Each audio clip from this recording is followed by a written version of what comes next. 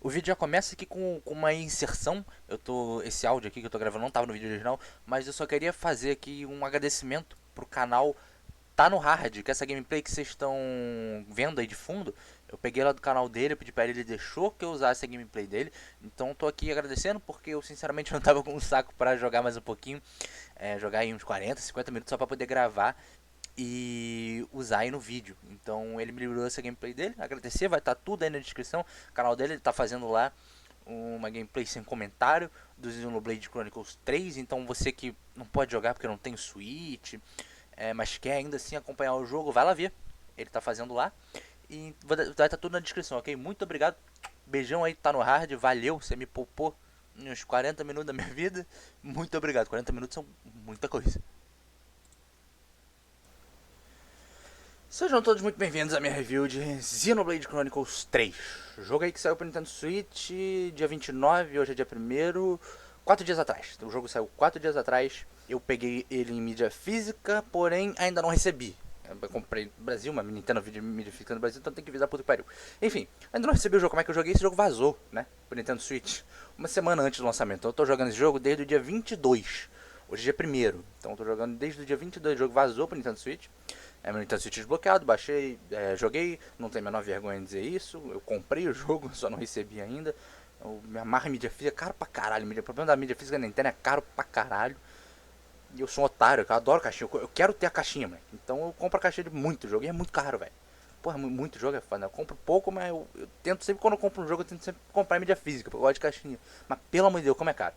Mas enfim, estamos aqui para falar do Xenoblade Chronicles 3, aí, grandes expectativas para esse jogo, uma das minhas séries de RPG favoritas, e não só minha, as expectativas, mas falando no geral, a comunidade toda, tava, comunidade de RPG, a comunidade da Nintendo, tava todo mundo com altas expectativas para esse jogo, e vamos ver se ele cumpriu, se ele não cumpriu, no que ele cumpriu, no que ele não cumpriu. Então, sem mais enrolação, vamos começar, mas antes de começar, deixar claro que esse vídeo vai ser dividido em 3 partes. A primeira parte eu vou falar dos aspectos técnicos do jogo. Então como é que ele tá rodando, se tá uma merda, se tá bom, se o que tá Nintendo Switch batata, Nintendo Switch muito foda, sei lá. E depois a segunda parte a gente vai falar da história do jogo sem spoilers. Então eu vou dar meio que uma sinopsezinha do jogo, explicar umas coisinhas, falar o que eu achei dos personagens, o que eu achei da história, não sei o que, vilão. E relação desse jogo com o Xenoblade 1 e 2. Pra você que tá pensando em começar por esse jogo, vê lá, espera, né? Assiste o vídeo. No momento eu vou falar sobre isso. E aí você decide. Enfim, e depois na terceira parte eu vou falar da história com spoilers, ok? Então eu vou usar essa parte para me embasar melhor, porque eu vou falar de certas coisas quando estiver falando da história, falar, eu achei isso de tal coisa, mas só que sem poder explicar muito, porque se eu começar a me explicar muito, dar exemplos, embasar demais, vai ser spoiler. Então, tudo isso, se você quer uma explicação mais embasadinha pra você entender exatamente o que eu tô falando, vai estar tudo na parte com o spoiler, ok? Então agora sim, sem mais enrolação, a gente pode começar falando dos aspectos técnicos, né? Deixa eu pegar, separei uns tópicos aqui do que eu tenho que falar, pra ficar bonitinho, pra não sair falando merda. Aqui, tá. Então, um dos aspectos técnicos, falando aqui primeiro da resolução, eu fiz uma coisa interessante. O que eu fiz? Pra fazer uma análise melhor, né? Pra gente poder ter um resultado maneiro, eu peguei, baixei e rodei o jogo no Switch e peguei e rodei o jogo no Yuzu para PC. Tentei manter condições parecidas nos dois, então eu não peguei no Yuzu, botei o mod 4K, não. Eu deixei o Yuzu na resolução ali X1 que a gente tem no emulador, ou seja, a resolução nativa do jogo, que é 1080p. E eu queria ver como trabalha a resolução dinâmica desse jogo, né? Resolução dinâmica, aquela porra de a resolução abaixa sozinho quando o jogo tá ficando muito pesado, muita batalha, não sei o que, coisa voando, gente morrendo. O jogo abaixa a resolução para não ter nenhum impacto na performance. Então eu queria ver como é que tava isso, porque aqui no Use eu consigo usar um mod para desativar a resolução dinâmica. Então eu consigo no computador manter o jogo em 1080p a 100% do tempo. E eu queria ver como é que isso acontecia no Nintendo Switch. Se ele se mantinha em 1080p muito tempo, se em quais situações que ele caía, se era muito frequente as quedas. Então é interessante que eu tivesse uma comparação direta para eu olhar numa tela. Aqui na minha TV, por exemplo, estava o Switch, e no meu monitor aqui estava o computador, e eu fazia essa comparação na hora. Então eu fiz isso, esse é o nosso cenário que a gente vai estar usando para trabalhar. Nintendo Switch 1080p mirando os 30 frames, PC 1080p 60 frames. E vamos lá. Eu fico feliz em dizer que o Switch não ficou muito para trás do PC não, ficou bem próximo na real. A resolução aqui ela cai sim no Switch, cai como eu falei em momentos mais absurdos, então mundo aberto assim grandão com muita coisa acontecendo, uma batalha, muitos membros da party, não sei o que, a resolução vai dar uma caída, só que não é tão grande e aí a gente pode, sei lá, a gente pode dar isso pode se dar, melhor dizendo, a duas coisas.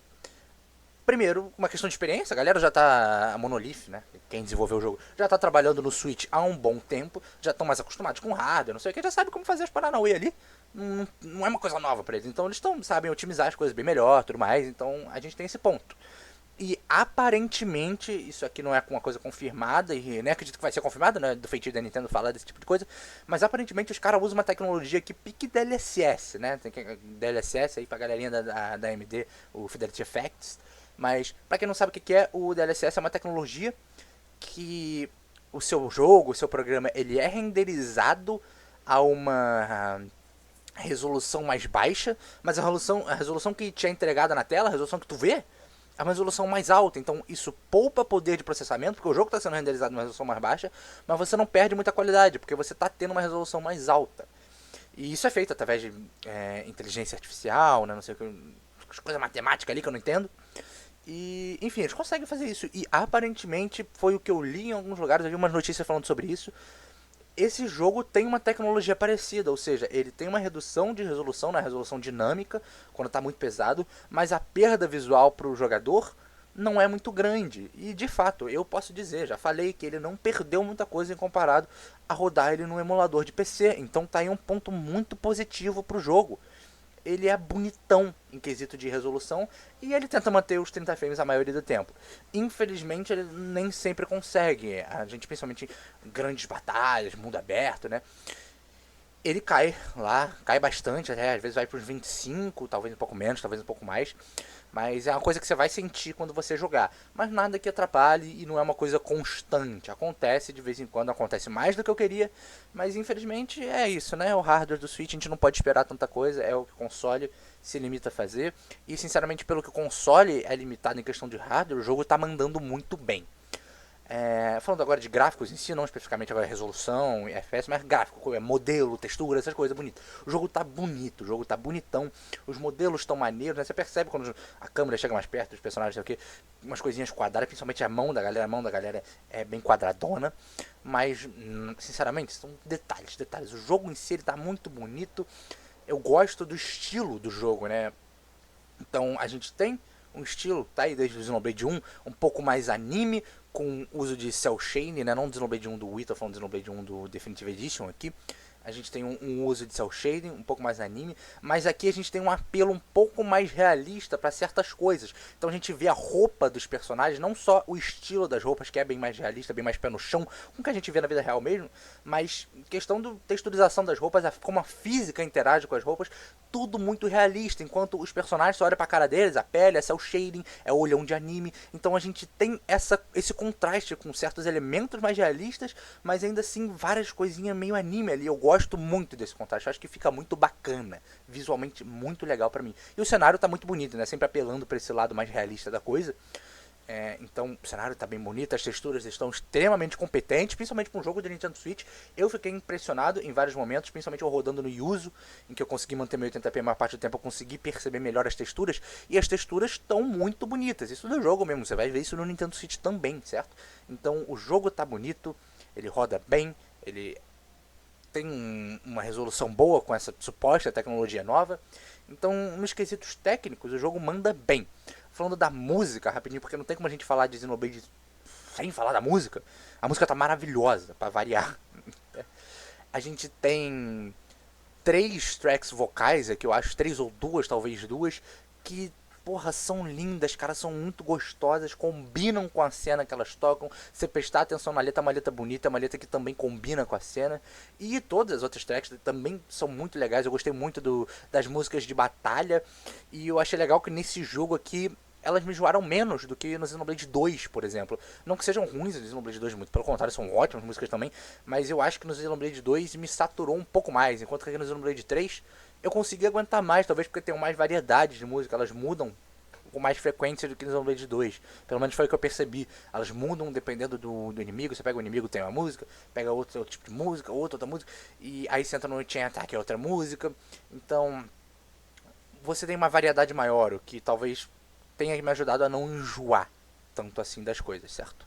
Agora a gente vai entrar na partezinha sobre a história. Lembrando, sem spoiler, eu vou avisar quando for entrar na parte com spoiler, eu vou ver se eu deixo na descrição ou no comentário fixado o tempinho das coisas para vocês verem aspectos técnicos, histórias e histórias com spoiler, ok? Então, começando aqui pela história com spoiler, eu vou fazer um tipo de introdução, uma sinopse do jogo, nada de spoiler, lembrando. Tudo tá no trailer, inclusive todas as imagens que eu vou usar nesse vídeo aqui vai ser coisa de trailer, tudo coisa disponibilizada oficialmente pra não spoiler ninguém, pra não pegar ninguém de surpresa, porque é um jogo bom, um jogo que vocês têm que experienciar, não é algo que eu queira dar spoiler pra ninguém, sinceramente, spoiler é coisa de filho da puta. Enfim, eu vou falar um pouquinho de gameplay aqui também na seção da história, porque assim como no Xenoblade 1 e no Xenoblade 2, a gente tem elementos de gameplay que estão ligados diretamente à história. Então acho que é um bom momento pra gente começar a falar de gameplay. Mas vamos falar primeiro aqui uma introduçãozinha, né? O jogo se passa num mundo chamado Aionios, que é meio que uma combinação, uma fusão entre os mundos do Xenoblade 1 e do Xenoblade 2. Então, né, pra galera que a gente viu os trailers e tudo mais, pra galera que jogou os outros jogos, a gente percebeu que tem, por exemplo, Hyantia ali, que são uma espécie do primeiro jogo, e a gente tem Gormotes também, que são uma espécie do segundo jogo. Então a gente tem essa mistura aqui que cria um mundo relativamente familiar para quem jogou o primeiro e o segundo jogo, inclusive familiar em localizações. A gente tem lugares aqui que são familiares a tantos jogadores do primeiro a tantos jogadores do segundo, e claro que quem jogou os dois vai extrair o máximo disso aqui. Então o jogo se passa nesse mundo de Aionios, e esse mundo ele é meio que dominado por duas nações, que não são exatamente países, pelo menos não países no nosso conceito territorial de países, né? Nosso conceito de país aqui é baseado em territórios, então cada país tem o seu território certinho. O Brasil ali tem o seu território delimitado, tem suas fronteiras delimitadas, sei lá, o Congo tem suas fronteiras delimitadas, a Austrália, os Estados Unidos, tudo tem fronteira, tudo certinho, lugar geográfico certinho. Enquanto aqui em Aionios a gente tem essas duas nações, os Kives ou Keves e os Agnos, ou Agnian, sei lá, e eles não têm esse tipo de fronteira geográfica. O que eles têm são colônias espalhadas pelo mundo todo sem essas fronteiras. Então, por exemplo, a gente tem colônias das duas nações no norte, colônia das duas nações no sul, colônia das duas nações no leste, no oeste. Então não tem uma que domina o norte, uma que domina o sul, não tem essa divisão geográfica, tirando evidentemente as próprias colônias, a área das próprias colônias, aí sim é uma delimitação geográfica e tudo mais. E essas nações estão sempre em guerra entre si, essas duas nações estão sempre em guerra. Sempre, constantemente em guerras, o mundo é assim que funciona. E a gente acompanha soldados de cada uma das nações, a gente acompanha 3 de uma e 3 de outra, ok? E nesse contexto da vida deles, num cotidiano meio mórbido, cotidiano de guerra, gente morrendo, eles tendo que lidar com isso, não sei o que, eles acabam por inconveniências, ou talvez conveniências do destino, tendo que se juntar. E aí ele começa, né, uma jornada, não sei o que. Eu não vou dizer por que eles se juntam, talvez eu diga na real, mas um pouquinho mais pra frente, quando a gente for entrar na razão da gameplay. E eu não quero me aprofundar muito mais, justamente pra não dar spoiler. Mas eles se juntam, e aí de fato o jogo começa. Isso é ainda no começo do jogo, talvez algumas 5, talvez um pouco... Eita! Talvez um pouco mais de horas de jogo. Que susto, a tela do PC que ficou preta, achei que tinha parado de gravar, mas é porque eu fiquei muito tempo sem mexer no mouse. Bom, e é nesse contexto assim de guerra, né, desse cotidiano absurdo, que a gente já é introduzido à principal temática do jogo, que é a vida. Eu acho não, né, fica bem claro ao longo do jogo que a vida em si é a principal temática do jogo. E eu acho muito, mas muito legal a forma que eles abordam a temática nesse jogo, muito boa. Primeiro, é legal a gente dizer que esse jogo, ele pra mim é o mais maduro da franquia. Ele de longe é o jogo mais maduro da franquia, tanto pelo tema que ele escolhe abordar, que é a vida em si, quanto pela própria abordagem. A forma que ele aborda isso é bem mais madura. E não só em questão de temática, mas em questão de acontecimentos dentro do jogo. A gente vê mais violência nesse jogo, então a gente tem mais sangue aqui, num jogo da Nintendo, que não é costumeiro, apesar do sangue estar censurado como preto, a gente ainda vê bastante, pelo menos não é uma censura branca, seria um tanto desconfortável. Então a gente tem um jogo um pouquinho mais sangrento, nada demais, mas não é sangue escondido. Tipo, você vê umas coisas absurdas que você fala, não, tem que sair sangue, não sai sangue, tá ligado? Não, aqui sai. E, por exemplo, a galera fala bastante palavrão aqui, então tem certos personagens que são um tanto quanto boca suja, e isso é raro também para um jogo da Nintendo. E não é que eu goste ou desgoste de palavrão, mas isso deixa bem claro que, pra gente, que os desenvolvedores tiveram liberdade pra fazer o que eles queriam, sem a mão da Nintendo ali, falando, não, não pode botar isso não, tem que ser family friendly aqui, blá, blá, blá. não teve isso. Os caras fizeram o que queriam e fizeram bem. Então a gente sente esse tipo de maturidade, tanto no jogo em si, de cenas um pouco mais violentas, galera falando palavrão, tanto na temática e na abordagem da temática. Eu vou, evidentemente, me aprofundar um pouco mais nisso quando eu estiver falando da história com spoiler. Eu vou dar exemplo, tudo mais, achar o que eu achei mais maneiro, tudo mais, mas fiquem sabendo que ele é, sim, na minha opinião, um jogo mais maduro do que o Xenoblade Chronicles 1 e do Xenoblade Chronicles 2. Isso não faz dele um jogo melhor do que o Xenoblade 1 e 2, o que ele não é, na minha opinião. Mas, de fato, não tem nem discussão, ele é um jogo, sim, mais maduro do que esses dois. Indo um pouco pra gameplay, a gameplay aqui é herdada diretamente do 1 e do 2, então ela funciona baseada em ataques automáticos. Então o seu personagem ali, ele vai atacar automaticamente, você não precisa fazer nada. E é um combate muito estratégico, então conforme o seu personagem o seu personagem ataca, é interessante que você posicione ele em lugares certos para você usar certos tipos de ataque. Esse jogo ele tem umas coisas chamadas artes, e as artes são de fato a ação dos botões. Então, enquanto seu personagem dá ataques básicos automaticamente, para você usar as artes você tem que apertar o botão A, B ou X, enfim. Essas artes estão presentes desde o primeiro jogo, funcionam aqui mais ou menos da mesma forma. Certos personagens você espera as artes carregarem com um tempo, enquanto para outros personagens as artes carregam conforme os ataques automáticos. Então, conforme seu personagem bate, carrega um pouquinho da arte, né? Coisas herdadas diretamente do Xenoblade 1 e 2, respectivamente.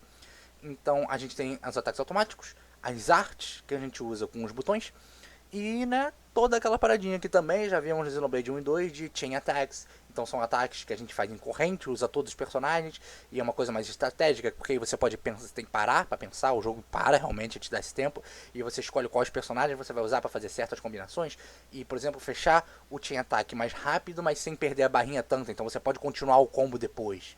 Ou você quer perder mais da barra e dar mais dano, gasta mais ali, entendeu? Então, são coisas mais para se pensar na hora do combate. O combate é muito mais estratégico. Certas artes, assim como no Xenoblade 1, exigem não, né? Mas ganham vantagem de você estar posicionado em certa parte. Então, você está atrás do personagem, certa arte dá mais dano. Você está do lado do personagem, certa arte causa algum tipo de condição específica, dá um debuff no inimigo. Então, você tem todo esse aspecto mais estratégico para o combate, que não é nenhum combate de turno, e nenhum combate em tempo real. Na real, eu diria que sim, é um combate em tempo real. Você tem um controle direto do personagem, pode andar com ele. Você controla as artes que ele vai fazer, não sei o que. Mas você não controla diretamente os ataques mais simples. Os ataques básicos são automáticos. E a gente tem a mecânica exclusiva desse jogo, que é a mecânica Ouroboros, né? Que a gente chega um momento da história, no começo do jogo, em que os personagens ganham essa habilidade, né? Esse poder de se fundir um com os outros.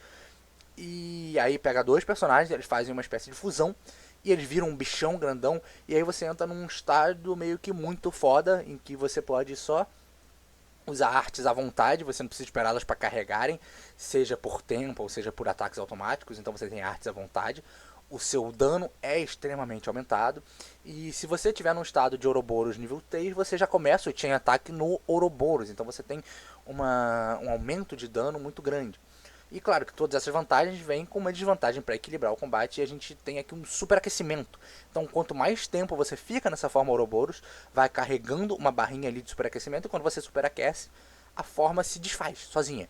Claro que você pode desfazer isso antes de superaquecer, o que é vantajoso, porque quando ocorre o superaquecimento, você fica um tempo sem poder entrar na forma de Ouroboros. Enquanto se você fizer isso antes de superaquecer, você pode entrar em Ouroboros logo em seguida. Claro que faz mais sentido que você espere um pouco para diminuir o aquecimento, mas você pode. Então, a gente tem essa nova mecânica de combate. Essa mecânica de combate é diretamente ligada à história, assim como é no Xenoblade Chronicles 1 a visão, e no Xenoblade Chronicles 2 a coisa das Blades ali. Então a gente tem sempre uma mecânica nova que está ligada com a história. E agora um dos elementos mais importantes, né, que está lá no Xenoblade Chronicles 1, no Xenoblade Chronicles 2 e aqui também, o romance. E eu posso falar com certa facilidade que esse é o romance, na minha opinião, mais fraco da série. E para isso eu tenho que fazer o comparativo com o primeiro e com o segundo jogo. Então, pequeníssimos spoilers para o Xenoblade 1 e o Xenoblade 2, ok? No Xenoblade 1, por exemplo, a gente tem um romance já pré-estabelecido. A gente não vê o desenvolvimento de relação entre o Shulk e a Fiora, porque o jogo começa eles num estágio de relação já estabelecido. Pô, já passou o tempo, eles já se conhecem, já se apaixonaram. A gente não vê nada disso acontecendo ao longo do jogo.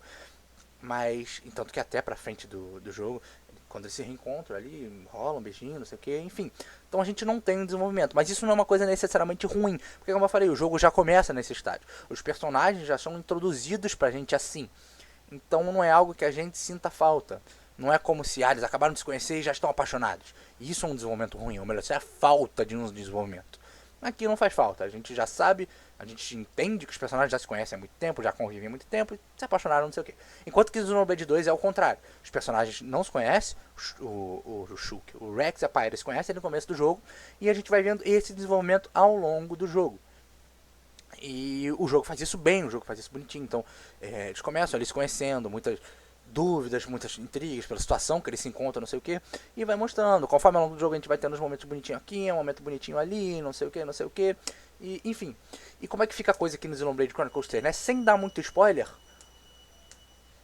é esquisito o romance, porque primeiro que a situação aqui no Xenoblade Chronicles 3, ela é menos aberta pro romance. Então, enquanto que no Xenoblade 1 e no Xenoblade 2, a gente, por mais que sim tenham situações ruins, situações, problemas que se precisam resolver ali dentro da história, não é tudo tão imediatista. Pegando o exemplo de Xenoblade 2, começa o Rex e a Pyra, eles têm o objetivo de ir ali para pro topo da árvore, né? Elysium, o nome do lugar. Mas não é um objetivo extremamente, porra, tô desesperado, preciso correr pra lá. Não, eles vão no ritmo deles, vai ter uma coisinha um pouco mais devagar. Então a gente vai podendo, vai ter tempos e momentos justamente para desenvolver esse romance. Enquanto que aqui no Xenoblade 3, a gente começa já o jogo numa situação um pouco mais sem tempo, né? Meio desesperado. Então a galera já começa ali quando os grupos se juntam, os grupos de uma nação e outra se juntam, eles têm que fugir porque agora eles são perseguidos, não sei o que. Então eles saem correndo e eles até pouco tempo atrás eles eram inimigos, eles lutavam em guerra, lutavam um contra os outros. Então eles têm toda essa relação já pré-estabelecida que não é uma boa relação. Então tem isso a se superar e toda a situação que eles estão que realmente não é tão aberta para um romance. Então é compreensível que o desenvolvimento não seja tão bom. Tanto que a certo ponto do jogo eu pensei que nem fosse ter um romance.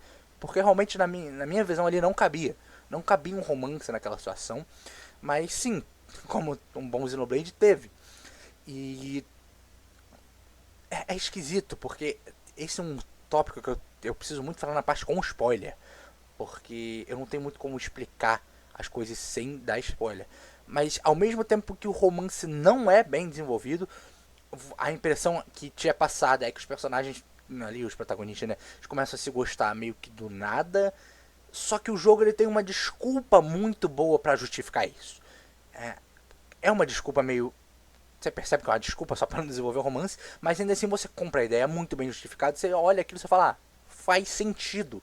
Mas ainda assim, não justifica não ter um desenvolvimento. Mesmo dando essa desculpa, dava para ter um desenvolvimento que eu senti falta do desenvolvimento ali entre o romance dos protagonistas, ok? Eu vou entrar em muito mais detalhes nisso na parte sem spoiler. Na parte com spoiler, perdão.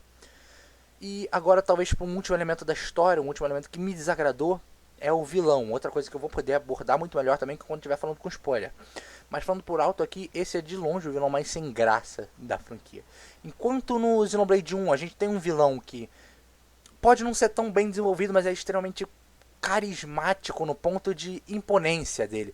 Então, porra, eu não vou dizer quem é, não vou dizer o que ele faz, mas é um vilão que te impõe, você vê aquele vilão e você fala, puta merda, é um maluco, tá ligado? E você fica com muita raiva dele. Você sente a raiva desse vilão e dos outros conjuntos de vilões, né? Que não tem só um vilão, a gente tem uma outra galera.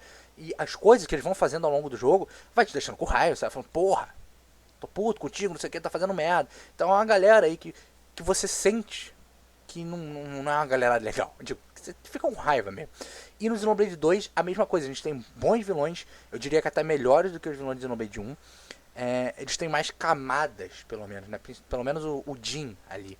Então você vê os vilões algumas vezes duvidando deles mesmos, nesse uma espécie de conflito de porra, a gente tá fazendo certo, não sei o que, e às vezes nem duvidando, mas eles têm uma camada além de eu sou mal, hahaha, vou fazer maldade. Enquanto que aqui no Xenoblade Chronicles 3, o nosso vilão ele é bem isso que eu falei, eu sou caótico, eu sou mal, serei mal. E ele nem é aquele caótico carismático, né? Por exemplo, o Coringa. O Coringa é um caótico carismático, ele é maluco, então não se busca razões por trás das ações de um maluco. Realmente ele faz porque ele é maluco, porque ele é mau e foda-se. Então, mas mesmo sem uau, grandes motivos, ele tem uma backstory muito triste, não sei o que. Mesmo sem tudo isso, ele consegue ser um vilão extremamente carismático, que você fica com raiva, que você gosta de odiar. Enquanto no Xenoblade Chronicles 3 a gente não tem nada disso, a gente não tem nem motivos plausíveis e nem um vilão carismático para conseguir segurar a maldade sem nenhum motivo. Então ele faz o que faz porque sim. E é claro, o jogo dá justificativas para isso, mas ainda assim não é bom, não é interessante, é um vilão ruim. Eu achei um vilão facilmente ruim, um vilão superficial, só pra o jogo ter um vilão, tá ligado? Não é um personagem interessante. Ok, indo agora pra parte que talvez você que não jogou o Xenoblade 1 e o Xenoblade 2, mas quer jogar o 3, estava esperando, é a relação desse jogo com esses dois outros. Primeiro eu preciso falar da relação entre si do Xenoblade 1 com o Xenoblade 2. Se você pegar pra jogar o Xenoblade 1 sem jogar o Xenoblade 2, você vai terminar o Xenoblade 1, vai zerar e vai falar, tá bom, terminei a história aqui, não sei o que lindo. Se você pegar o Xenoblade 2 pra jogar sem ter jogado o Xenoblade 1, você vai começar, vai zerar e vai falar, terminei a história aqui lindo. Agora, joga o 1 e depois o 2, ou o 2 e depois o 1, você vai ver as coisas de formas completamente diferentes. As coisas vão fazer muito mais sentido na sua cabeça. Porque a história do Xenoblade 1 e do Xenoblade 2 é essencialmente a mesma. Apesar de que personagens diferentes, situações diferentes, tudo mais, os dois jogos se passam ao mesmo tempo e culminam no mesmo ponto. Então, você tem essa conexão e se você jogar só um sem jogar o outro, você não repara nessa conexão, mas quando você joga os dois, você fala, caralho, são jogos extremamente dependentes um dos outros, ao mesmo tempo que eles são extremamente independentes. Eu sei que é dúbio, mas é assim. E é muito legal. Isso é muito maneiro, porque ele permite serem dois jogos totalmente de entrada. Você pode entrar na franquia por qualquer um deles, mas sem que quem tenha jogado qualquer um antes tenha uma recompensa. Essa galera que jogou o 1 primeiro, depois jogou o 2, vai ter uma recompensa. E o vice-versa também acontece. Então é muito maneiro. E enquanto aqui no Xenoblade 3 ele é o menos conectado dentre os dois, ele não tem a mesma conexão do Xenoblade 1 e do 2, eu falei, os dois jogos se passam ao mesmo tempo e culminam no mesmo ponto. Aqui no Xenoblade 3 a gente não tem isso. Ele é de fato uma continuação, ele se passa depois, só que ao mesmo tempo que ele não é tão diretamente conectado, eu ainda acho que ele é o jogo mais dependente desses outros. Porque, como eu falei, esse mundo é uma conexão do mundo, é uma fusão do mundo do Xenoblade 1 e do Xenoblade 2. Então aqui a gente tem muitas coisas, incluindo personagens, que não é uma coisa que a gente vê no Xenoblade 1 e no Xenoblade 2. O Xenoblade 1 e o Xenoblade 2 não compartilham personagens, ou melhor, não compartilham a maioria dos personagens. Mas aqui no Xenoblade Chronicles 3 a gente tem um compartilhamento de personagem maior com esses dois jogos.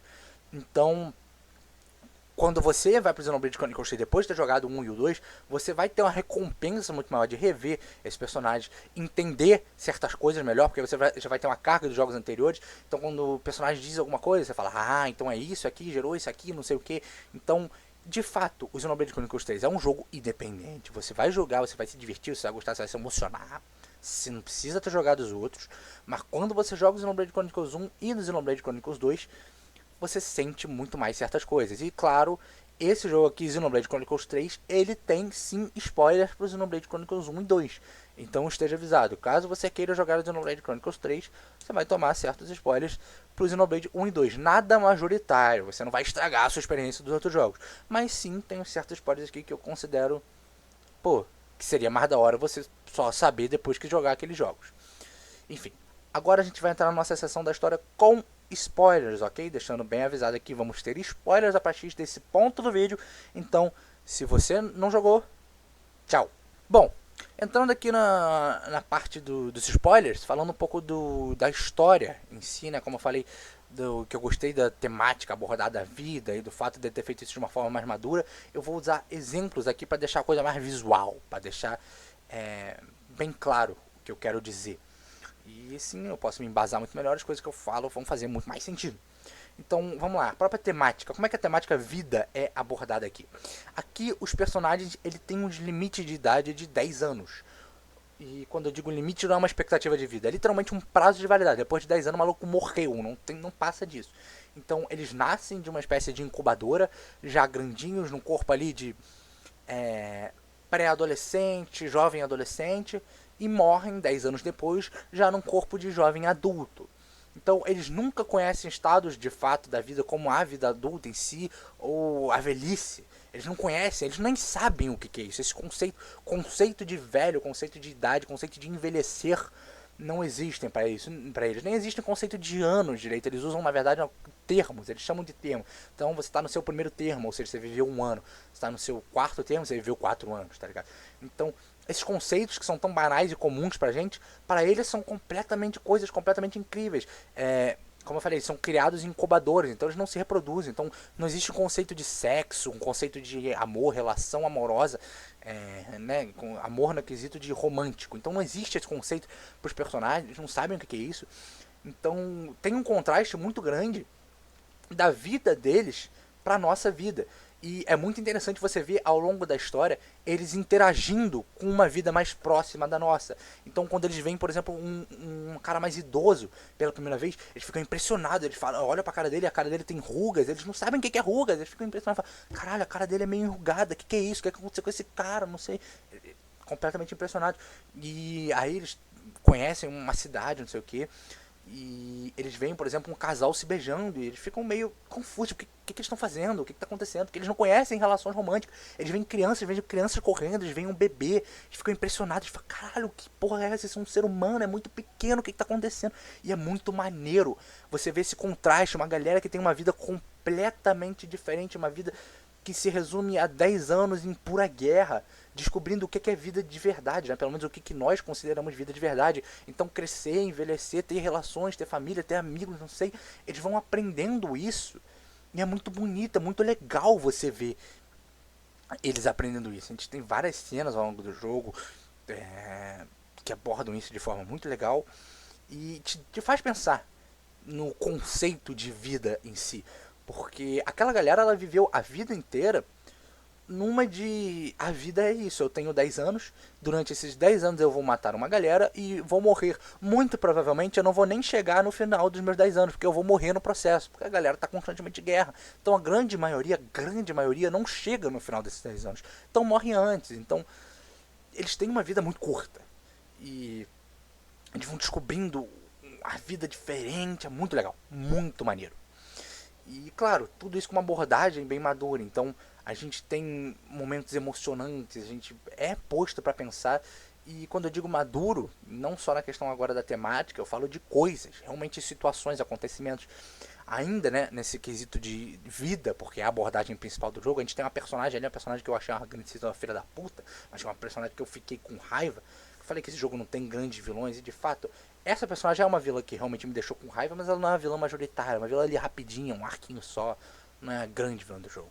Mas enfim, a gente tem essa menina, eu esqueci o nome dela agora, acho que é Shayna, alguma coisa, sei lá, esqueci o nome dela agora, e ela já tinha esse conhecimento da vida como a gente conhece. Então ela sabe que a galera fica mais velha, tem não sei o que. Ela já vivia essa vida. Só que ela não queria. Ela queria viver a vida da galerinha dos 10 anos lá. Porque essa galerinha dos 10 anos, depois que eles morrem, eles meio que renascem. Né? Eles perdem todas as memórias, não sabem, mas eles renascem. Ou seja, eles são meio que imortais. Mas eles não sabem disso. Então a vida deles de fato tem 10 anos só. E essa menina queria pegar disso, ela queria viver na guerra, não sei o que, morrer e renascer, continuar nesse ciclo infinito. Então ela é uma força direta contra os protagonistas. E quando os protagonistas frustram ela, quando ela percebe que de fato não vai conseguir alcançar esse objetivo, ela pega uma arma e dá um tiro na própria cabeça. Eu nunca imaginaria ver isso num jogo da Nintendo, tá ligado? Isso é muito pesado pra um jogo da Nintendo. E é maneiro, tipo, não é maneiro ela morrendo, mas ela simplesmente viu que ela não ia conseguir mais viver da forma que ela queria viver. E ela só desistiu, ela só não quis mais viver. É pesado, tá ligado? Te deixa pensando, te deixa meio caralho, tá ligado? Te faz sentir meio agridoce em relação a isso. Você não fica totalmente satisfeito, apesar de que eu fiquei porque eu tava puto com essa menina, mas ainda assim é maneiro e te deixa impressionado, porque pode ser algo que em outros jogos talvez não impressionaria, mas por ser um jogo da Nintendo, eu fiquei, caralho, a menina pegou uma arma e deu um tiro na cabeça. Ô louco. Mas, enfim, então a gente tem uma abordagem muito mais madura e de uma temática muito legal. Eu adorei essa questão da vida. Eu achei muito legal eles terem escolhido isso como uma temática principal e a forma que eles trabalharam isso. Muito maneiro mesmo. E agora, explicando um pouquinho mais do romance, por que eu achei esse o pior romance dos 3 jogos. A gente tem o Noah e a Mio, que são os nossos protagonistas aqui, em volta deles, que o romance acontece. Só que, como eu falei, nas primeiras, sei lá, 20 horas do jogo, talvez, não há uma fagulha sequer desse romance. A gente não vê, tanto que eu fui realmente levado a acreditar que não ia rolar romance.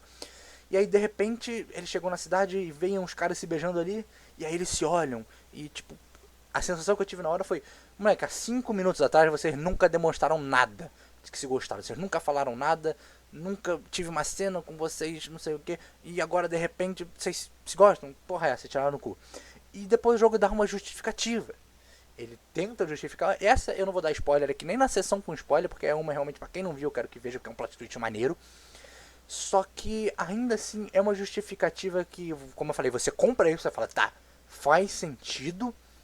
Só que ela não exclui ainda a necessidade de um desenvolvimento do romance. O que mesmo depois disso não acontece. Eles simplesmente ficam juntos e GG. Não sei lá. Não comprei a ideia, não gostei. Não gostei realmente do romance. Tem gente que pode gostar, eu só não gostei. Eu acho o desenvolvimento do romance no Xenoblade Chronicles 2 muito mais competente. E o romance já pré-estabelecido do Xenoblade Chronicles 1 fazia mais sentido. O que é uma vertente que eles tentam puxar, que eles tentam misturar os dois e tentam misturar um romance a ser desenvolvido com um romance já pré-desenvolvido antes mesmo do jogo começar. E não parece que eles conseguem achar um equilíbrio para isso, então fica meio esquisito. Mas, sinceramente, dos males o menor. Não é tão ruim assim, não. Tá? Posso falar, tá parecendo pior do que realmente é. Mas agora sim, para uma parte que eu achei realmente ruim do jogo. E agora eu vou poder explicar bem, que é o vilão. Xenoblade Chronicles 1, spoilers, a gente tem um Zanza. Klaus, Zanza, chame como quiser, arquiteto do Xenoblade Chronicles 2, é a mesma pessoa. A gente tem esse cara nos 2 jogos. No Xenoblade Chronicles 2 ele não é tanto um vilão, mas no Xenoblade Chronicles 1 ele é o vilão principal. E a gente tem outros vilões, a gente tem o Dixon, cara. O Dixon é um vilão que me deixou muito puto e muito triste de eu não gostar dele.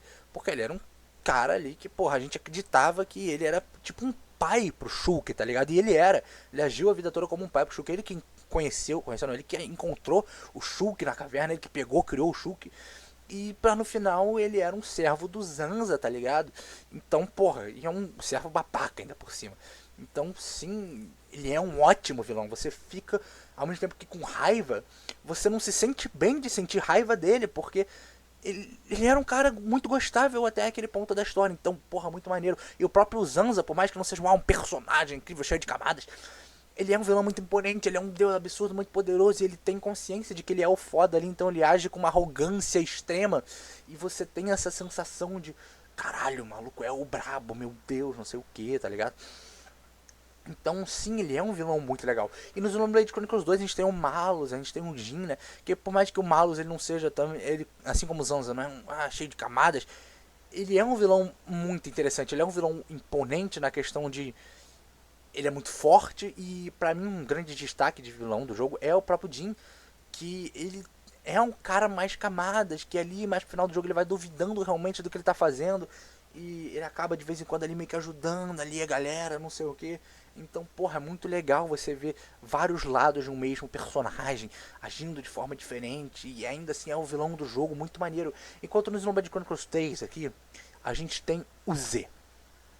O Z faz parte de um grupo, ele é o líder dos Mobiles, é um grupo ali, que o nome da galera são todos letras, que são iniciais dos nomes, né? Então a gente tem o Z, a gente tem o M, a gente tem o N, a gente tem o K, a gente tem o Y, a gente tem vários. E porra, o que eu achei? Olha só, o jogo ele não mostra muito do vilão, até mesmo depois, acabou o jogo você não sabe muita coisa. Então, você vai tendo vislumbres do vilão ao longo do jogo, vai mostrando aos poucos, vai mostrando ele conversando com outros vilões ali, não sei o que. Só que você não sabe quem ele é, você não sabe o que ele quer. E, enfim, você não sabe nada. E a única coisa que você pode pescar dele é o nome dele é Z. E aí você pode puxar, porra, Z é a inicial dos nomes da galera. Será que é o Zanza?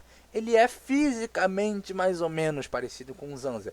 Mas o principal fator que me levou a, por alguns momentos, achar que ele é o Zanza é porque o Zanza, querendo ou não, ele estava presente tanto no Xenoblade Chronicles 1 e no Xenoblade Chronicles 2, e ele era a conexão entre esses dois jogos. Então eu falei, porra, ele deve estar aqui também. Não sei como, eles tinham que explicar, porque, o spoiler, o Zanza morre nos dois jogos. As duas partes do Zanza morrem lá. Então, porra, a gente precisa saber, precisa de uma justificativa. Eu ia aceitar, eu ia preferir que os caras tivessem inventado qualquer merda pra trazer o Zanza de volta, pra trazer o Cloud de volta, do que inventar esse vilão vazio. O Z é um cara vazio pra porra. Ele não parece ter nenhum motivo concreto por trás do que ele faz. Ele não é um vilão extremamente carismático, então ele não é. Ele se acha super onipotente, não sei das contas. Ele também não é aquele tipo de vilão que tenta ser meio humilde, tenta ser um cara do bem ao mesmo tempo. Ele não tem camadas, então no momento você não duvida do que ele tá fazendo, você sabe do passado dele, você não sabe de nada. Ele não é um personagem bom, tá ligado? Não só como vilão, não é um bom personagem. E quando você chega pra derrotar ele na boss final, você fala, porra, agora a gente vai lutar contra ele, agora a gente vai saber mais dele, né? Vai mostrar a backstory, vai mostrar os objetivos dele, não sei o que. E não, eles tentam meter um final Persona, que o final aqui é completamente Persona, uma mistura de Persona 5 com Persona 3 e 4. Então a gente tem o Yaldabaoth, ou talvez Jaldabaoth, não sei como é que fala em português, Jaldabaoth, talvez, não sei. Né? Se alguém, vocês jogaram Persona 5, vocês vão lembrar. Spoiler, Persona 5, ó. Vocês vão lembrar, né, do Yaldabaoth, que ele é um vilão que foi criado pelas próprias pessoas. Ou seja, o desejo das pessoas por estagnação, a falta de vontade delas e a necessidade delas de continuar como tá, porque é o caminho mais fácil, criou esse tipo de Deus no fundo dos Mementos. E é basicamente isso que acontece aqui, que eles justificam no final. Só que a diferença disso pro Persona 5 é porque o Persona 5 começa trabalhando isso desde o começo do jogo. E trabalha de formas muito sutis e muito interessantes. Então, além de você ir percebendo pelos próprios rulers dos palaces, você vai percebendo nos diálogos dos personagens que você vai encontrando na rua, dos NPCs na rua. E chegando ao final do jogo já tá tudo muito bem estabelecido. Você faz muito sentido as coisas, tá ligado? Aqui no Xenoblade 3 a gente não tem nenhuma construção pra isso. Eles tentam meter essa de que na verdade o vilão é as pessoas que desejaram que as coisas ficassem assim. Por isso que ele não é uma pessoa, como se fosse uma desculpa pra não desenvolver um personagem ali. Ele é só uma entidade de fato. Então ele é na verdade vontade das pessoas pra que as coisas continuem assim, não sei o que. E a gente precisa lutar contra isso. Só que sem nenhuma construção pra isso, é algo completamente tirado do cu. Não dá nem pra dizer que é um plot twist que eu não esperava, porque não tem elementos, nada indica isso antes, é 100% tirado do cu. E tentam meter ainda mais um elemento de Persona ali, que são meio que os social links, né? Que não são social links aqui, os heroes, heróis, a galera que você vai recrutando ao longo do jogo, aparecendo ali pra ajudar você e tudo mais, como é, por exemplo, no final do Persona 4, né? Que conforme você vai montando os social links no jogo, no final do jogo você vai lembrando deles, vai aparecendo eles, vão te dando uma moral na batalha com o boss final. Só que no Persona 4 isso faz muito mais sentido, porque é estabelecido, Persona 4, Persona 3, Persona 5, é estabelecido pelo próprio Igor que necessariamente os seus laços com os outros são a sua força. Tanto que você ganha mais bônus para fundir personas quando você tá com um rank maior em certo social link com alguém. Então, de fato, em questão de gameplay, em questão de história, a gente é todo momento mostrado de que os nossos laços com as pessoas influenciam na nossa força. E nada nos é dito sobre isso no Xenoblade Chronicles 3. E ainda assim a gente tem esse final estilo Persona, que a galera só aparece do nada ali, ajuda e tudo mais. Beleza, bonitinho, que é uma galera que se ajudou antes ao longo do jogo, ela veio que meio retribuiu o favor, não sei o que, maneiro, mas ainda assim não tem toda uma preparação pra isso. Parece que é uma solução, parece que é um final esquisito. Parece que o jogo te prepara pra um final e te dá outro final. Te dá uma coisa que eu não esperava, mas não é um surpreendente no bom sentido. É um surpreendente no sentido decepcionante da coisa. Você tem um vilão sem graça, que não é um personagem propriamente dito, e eles tentam dar uma desculpa pra isso, de que ele nem é uma pessoa, que ele é o sentimento de todo mundo, que não cola, porque em momento não é preparado, você não tem uma preparação de terreno, você não tem o menor indicativo pra esse tipo de coisa. Então é uma coisa tirada do cu, não cola, é ruim. é só ruim. Infelizmente o vilão desse jogo é ruim. E enfim, o final é bonito lá, depois da derrota do vilão, é emocionante, tudo mais, legal, muito maneiro, mas o vilão em si, infelizmente, o ponto alto do jogo, era pra ser o clímax do jogo, não conseguiu ser o ponto alto pra mim, porque pra mim derrotar aquele cara não significava nada. Claro, ia libertar a galera ali daquele ciclo, mas eu não tinha nenhuma razão pessoal, diferente, por exemplo, do Xenoblade 1 ou 2, que eu já não gostava daquela galera, uma galera que fez um mal pros personagens que eu gostava. Aqui é um cara que ficou a porra do jogo inteiro enfiado numa sala de teatro e que nunca fez nada, não parece querer fazer nada. E a gente chega pra descer a porta nele porque ele é essencialmente o mundo, então a gente precisa derrotar ele pra mudar o mundo, não sei o que. Mas conceitualmente é interessante, conceitualmente faz sentido, mas do ponto de vista de te fazer sentir alguma coisa, não senti nada. Eu não senti nada, pelo menos. Infelizmente, muito infelizmente. E é graças a esse vilão que eu digo facilmente que Xenoblade Chronicles 3 é o jogo mais fraco da série no quesito história. Gameplay ótima, gráficos ótimos, jogo mais bonito de longe, a gameplay tá aqui, tá mais polida possível, ótimo. Mas a história é extremamente decepcionante. E pior que ela tem um clímax no meio muito foda. Eu acho o clímax no meio dessa história um dos melhores clímax assim de toda a série. Muito maneiro, um plot twist muito louco, muito maneiro. Você fica uau, pau a pau com o plot twist de Xenoblade 1, né? Xenoblade 1 também tem um plot twist que você fica caralho, não esperava por isso, mas faz todo sentido, não sei o que. E aqui no Xenoblade 2, Xenoblade 3, a gente tem um momento isso no meio do jogo, só que o clímax do jogo é uma merda. É, enfim, essa foi minha review. Sei que foi um pouquinho longo, mas eu acho que eu consegui falar tudo que eu queria falar, botar um pouquinho pra fora. Ainda assim, o jogo é lindo, o jogo não me fez chorar, diferentemente do Xenoblade 1 e do Xenoblade Chronicles 2, que eu me emocionei em vários momentos. Aqui eu não chorei em momento nenhum, não conseguiu me pegar, até por uma questão de tempo. Eu achei que esse jogo fosse ser mais longo do que o Xenoblade Chronicles 1 e o Xenoblade Chronicles 2, mas foi mais curto. Eu ouvi a galera falando, peguei mais de 100 horas pra zerar a história, não sei o que. E eu zerei o Xenoblade Chronicles 3 em 60 horas uns minutinhos. O Xenoblade 2 e o Xenoblade 1, eu peguei mais de 80 horas nos dois. Peguei, né, pegando o Future Connected do Xenoblade 1 e o Torna do Xenoblade 2, aí a gente já pode puxar por mais 100 horas, talvez. Mas aqui no Xenoblade Chronicles 3 eu fechei em 60 horas. E sem falar da porra do que aconteceu com o filho da Noe e da Mio. Tem uma criança, soltei, ou não, né? Ou já morreu, sei lá. Enfim, largaram a criança na floresta e foda-se. É isso. Muito provável que ela tenha morrido. Talvez seja isso que venha a ser trabalhado numa DLC. Então, talvez a gente tenha uma DLC sobre isso. Talvez ela já tenha morrido muito antes dos acontecimentos do jogo em si. O que é extremamente possível. Talvez se tiver uma DLC, a DLC vai se passar bem antes dos acontecimentos do jogo em si, abordando essa criança. Talvez ela não seja mais criança na DLC. Mas, enfim. Tá aí. Um mistério que sobrou aí que talvez torne as coisas um pouco mais interessantes. Enfim. Beijão pra quem ficou até aqui. Eu espero que vocês tenham gostado do vídeo. Espero que tenha sido explicativa. E ainda assim, história decepcionante. É um jogo maravilhoso. Ele não deixa de ser um ótimo JRPG.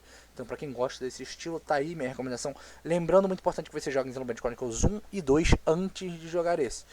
Esse é um jogo independente, você pode jogar. Mas é importante sim, porque muitos elementos de Xenoblade Chronicles 1 e 2 estão aqui, então vai fazer muito mais sentido pra você se você tiver jogado esses dois antes, ok? Beijão, até a próxima.